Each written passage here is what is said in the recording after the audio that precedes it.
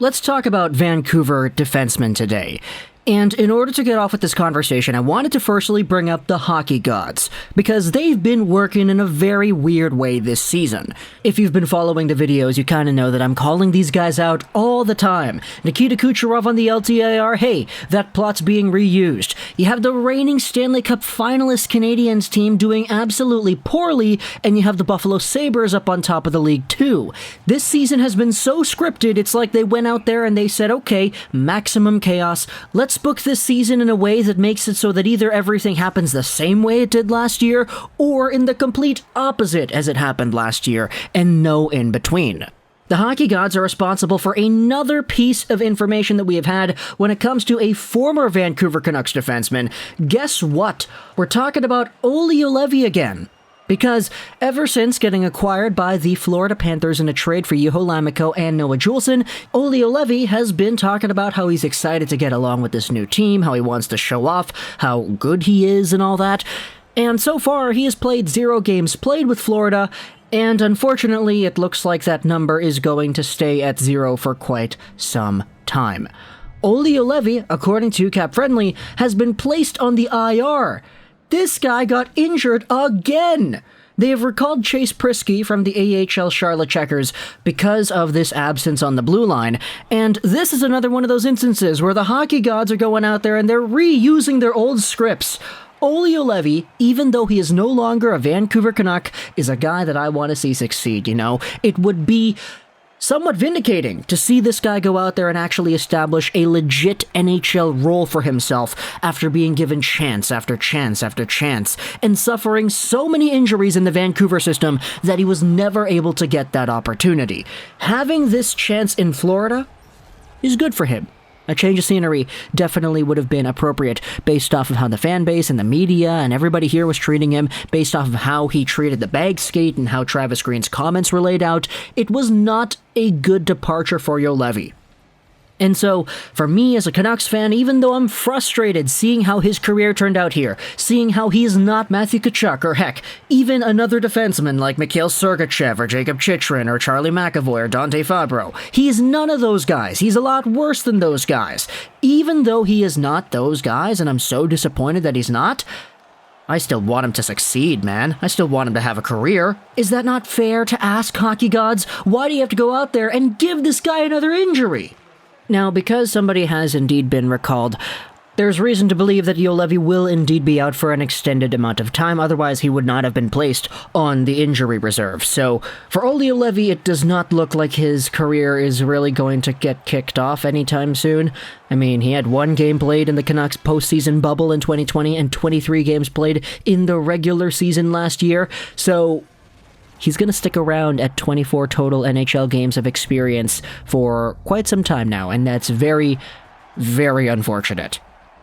Moving on to other Vancouver defensemen, though, I wanted to talk today about Oliver Ekman-Larsson, because I saw this tweet over here from Jeff Patterson that talks about Oliver Ekman-Larsson and how he leads all NHL defensemen with 20 shots on goal and leads the entire league in even-strength shots on goal with 15. The guy gets his shots through, and there's definitely an art to that. Now, there indeed is a reply over here. That means nothing if the convert ratio isn't good, is it? But JPat says right here, I'll take shots on net over shots into shin pads all day, every day. What happens with those shots on net is usually up to others, but getting the puck to the net is never a bad thing. And you know, I really like that explanation.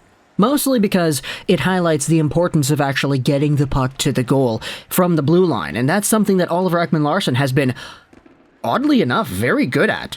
Okay, maybe I shouldn't say oddly enough. He was one of the top offensive defensemen in the mid-part of the 2010s who just ended up happening to fall off. And sure, he may not be an $8-point-whatever million defenseman, but the Canucks aren't paying him like that, so really, just seeing what this guy is able to do on the ice, as long as he is serviceable enough to the point where he is a good top 4 option, there aren't really many things to complain about when it comes to Ekman-Larsson. Now, one of the replies to this JPat tweet talking about the importance of shots to the goal refers to a previous Canucks defenseman who is now with the LA Kings. Alex Edler is pretty much the guy OEL is replacing positionally. You have second power play time, you have top 4 minutes on the left side. Ekman-Larsson is the new Alex Edler, in terms of not only deployment, but also the jersey number 2. They're both wearing 23. And this reply that I'm reading from Patrick says exactly, J-Pat. I can't remember the amount of times Edler would hit shin pads or hit his own guys.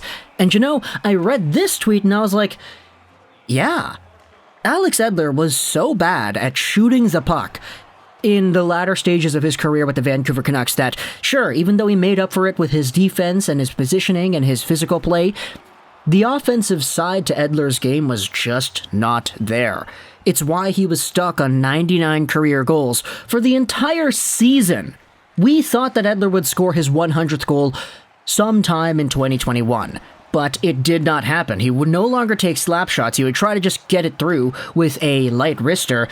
More often than not, it would get blocked by somebody's shin pads, if not his own teammate. And as a result, Alex Edler was sitting out there with a very low amount of points compared to what he had last season. The season before last season, so 2019-20. Second power play time did not help, since the second power play last year was absolutely terrible, but the point remains.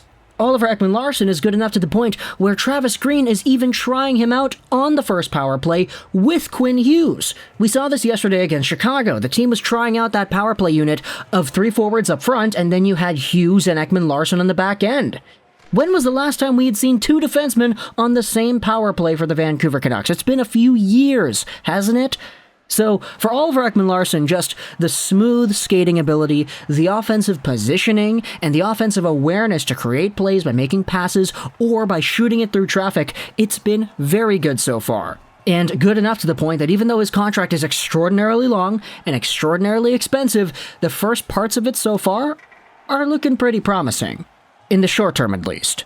I'm not going to discredit the idea that by the time 2025, 2026, 2027 rolls around, Ekman-Larsson looks absolutely terrible, because that certainly is a possibility. It's just, you still have to appreciate what you have, right? And Oliver Ekman-Larsson getting paid $7.2 million by the Vancouver Canucks till 2027 certainly is not a good number on paper, but he's looking pretty alright. So, talk to me in the comments what do you think. Firstly, about Olli Juolevi going on the IR again. Really, really sorry for that guy and his career, how it's turned out so far. And the discussion of Oliver Ekman-Larsson as well.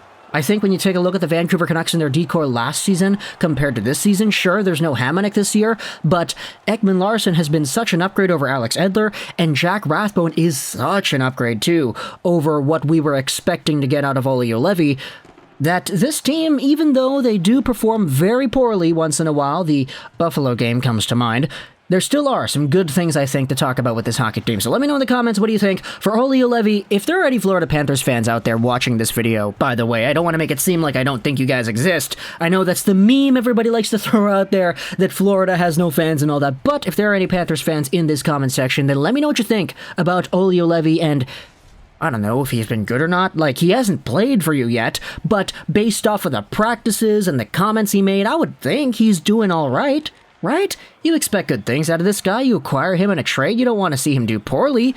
So let me know in the comments if there's anything on the Florida Panthers side as to Juolevi and the injuries and all that and whatnot, because I get it. You guys just got this guy and now he's on the IR, but for Vancouver fans, it's a story we have seen so many times that it's just getting repetitive at this point, which is why I called out the hockey gods earlier, because yeah, you guys are reusing scripts over there. It's not funny.